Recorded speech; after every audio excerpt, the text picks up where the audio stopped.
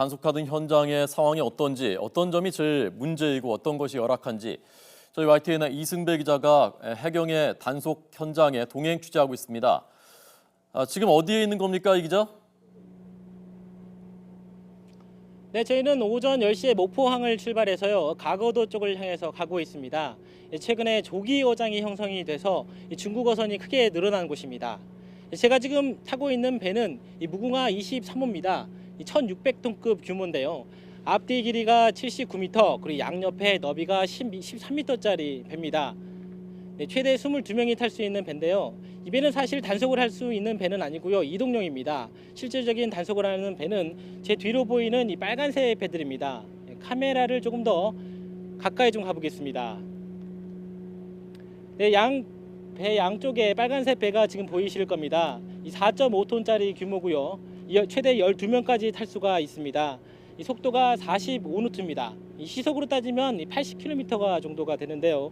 이 중국 어선이 시속 20km 정도밖에 안 되니까 이 4배 정도가 빠른 겁니다. 이번에 중국 어선에 부딪혀서 침몰한 해경의 고속단정과 크기가 같습니다. 어업관리단은 서해와 동해 두 곳이 있는데 우리나라 해역의 37%를 관리하고 있습니다. 이 배를 포함해서 모두 34척으로 중국 어선을 단속하고 있습니다. 네. 그러니까 정확히 말씀드리면 지금 이승배 기자가 탄 배는 해경의 단속단정이 아니라 어업관리단이고요. 어업관리단은 해경보다도 더 단속 장비라든가 이런 것이 더 열악하다면서요? 네, 그렇습니다. 이 단속 장비가 열악하다는 말에 도대체 얼마나 열악한지 좀 보려고 단속 장비가 있으면 모두 좀 가지고 나와달라 이렇게 요청을 드렸습니다. 지금 제 앞에 이렇게 펼쳐놨는데요. 하나씩 보면서 설명을 좀 드리겠습니다. 지금 제 앞에 있는 이 노란색 옷입니다. 네, 지금 저도 입고 있는데요. 이게 단속복입니다. 이 위에 한 벌, 아래 한 벌 해서 이 상하 한 벌로 되어 있습니다. 그리고 제 오른쪽으로 한번 가보시겠습니다. 이게 이 조끼가 있는데요.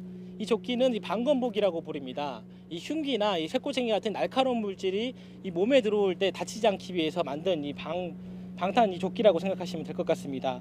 이 두께감이 좀 있기 때문에 무게가 좀 이렇게 나가는 것을 좀 느껴집니다. 그리고 왼쪽으로 한번 가보겠습니다.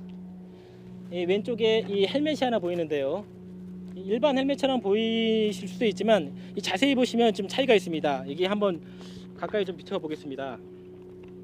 이 앞쪽으로 보시면요, 이 조그마한 카메라 렌즈가 보이실 겁니다. 지금 보이실지는 잘 모르겠는데요. 이 렌즈는 이 단속 현장을 실시간으로 전해드리기 위해서 이 녹화를 위해서 이 특수 제작한 장비이기 때문에 그렇습니다. 그리고 이 밑에 쪽으로 가보겠습니다. 이 아래에 이렇게 이 봉이 하나 있는데요. 이 3단봉이라고 부릅니다. 제가 한번 시연을 한번 해보겠습니다. 네, 이렇게 아래로 내려치면요, 이 봉이 3단으로 분리되면서 길이가 늘어납니다. 그래서 봉이 3단으로 분리된다고 해서 3단봉이라고 불리는데 실질적으로 단속을 할 때 가장 많이 쓰이는 장비라고 합니다. 네, 그리고 제 옆에 이 봉이 하나 더 있는데요. 이거는 전기 충격기입니다. 사실 이 단속 장비는 사실상 이제 단속을 할 때는 효용성이 많이 떨어진다 이런 얘기를 좀 하고 있습니다. 그 이유를 물어봤더니 이 길이가 짧기 때문에 사실상 이 장비를 쓰려면 가까이 접근을 해야 되는데 접근 자체가 불가능하기 때문에 이 효용성이 좀 떨어진다 이런 얘기가 나오고 있습니다. 이 마지막으로 이걸 한번 더 보여드리겠습니다. 이 총인데요. 사실상 이게 실탄이 들어있는 총은 아니고요. 이 가스총입니다. 근데 이 가스총 역시 아까 말씀드린 전기 충격기만큼이나 효용성이 좀 떨어진다 이런 얘기를 합니다. 그 이유를 물어봤더니 조금 더 수긍이 갔습니다. 이 바다 같은 경우에는 바람이 워낙 많이 불고요, 방향도 워낙 변화무쌍하기 때문에 자칫 이 가스총을 잘못 쐈다가 쏴놓고는 본인이 되레 당할 수 있다 이런 얘기를 하고 있습니다. 그래서 이 효용성이 좀 떨어진다라는 얘기를 합니다. 지금 제 앞에 보이는 이 장비가 모두 이 서해 어업관리단이 쓰고 있는 이 모든 장비입니다. 이 장비가 이것밖에 없느냐라고 생각하실 수도 있을 텐데요. 그럴 만한 이유가 있습니다.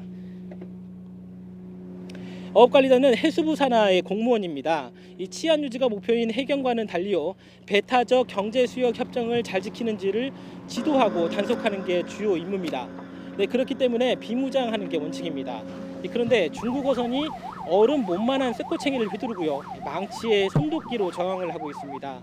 이번처럼 여차하면 배로 들이받기까지도 합니다. 그래서 사실상 목숨을 담보로 맨몸으로 맞서고 있다 이런 말이 나오는 겁니다. 네. 현장이 뭐 전쟁터를 방불한다고 들었는데 지금 장비들 보니까 전쟁 장비가 아니라 뭐 불법 주차 단속하는 정도의 장비인 것 같습니다. 거기가 신안 앞바다인데요. 지금 신안 앞바다인데 거기도 중국 어선들이 많은 곳입니까? 네, 그렇습니다. 지난주까지만 해도 이 불과 수십 척에 불과했던 중국 어선이 최근 들어 500척이 넘게 늘어났다 이런 보고가 들어오고 있습니다. 이 자세한 얘기는 이 단장님 모시고 자세한 얘기 나눠보겠습니다. 단장님, 이쪽으로 한번 오시죠. 네.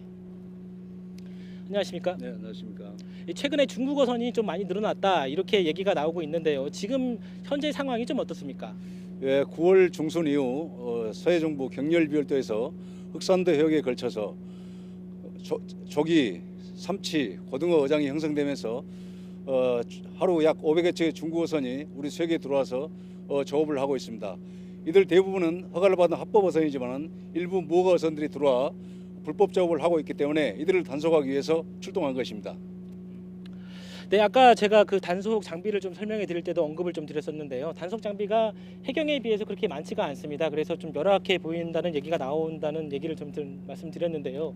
좀 어떻습니까? 단속할 때 좀 애로점이 있을 것 같은데요. 네, 해양수산부 업지도선은 총 34척으로 동해에 15척, 제주에 6척, 우리 서해단에 13척이 각각 배치되어 불법을 단속하고 있습니다. 하지만 중국 어선을 주로 단속하는 서해역 관리단은 13척으로 단속하기에는 지도선이 턱없이 부족한 실정이고 특히 승선 조사 과정에서 중국 선원들이 손도끼,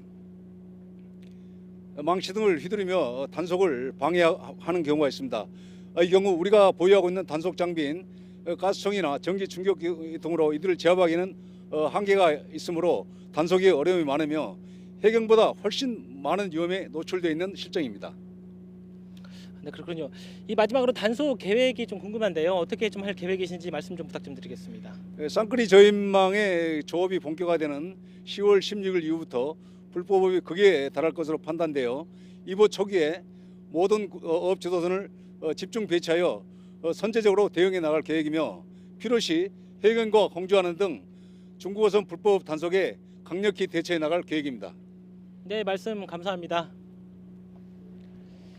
이 현장까지 가려면 지금도 총 6시간이 걸린다고 합니다. 지금 저희가 있는 곳에서도 아직도 4시간을 더 들어가야 갈수 도착한다고 합니다. 그래서인지 아직도 거리가 많이 남아 있고 조업하는 중국 어선들도 보시는 것처럼 보이지가 않습니다. 저희는 1박 2일 동안 이 배에 탑승을 해서요 생생하게 이 단속 현장을 카메라에 담아가겠습니다. 지금까지 서해어업관리단 무궁화 23호에서 YTN 이승배입니다.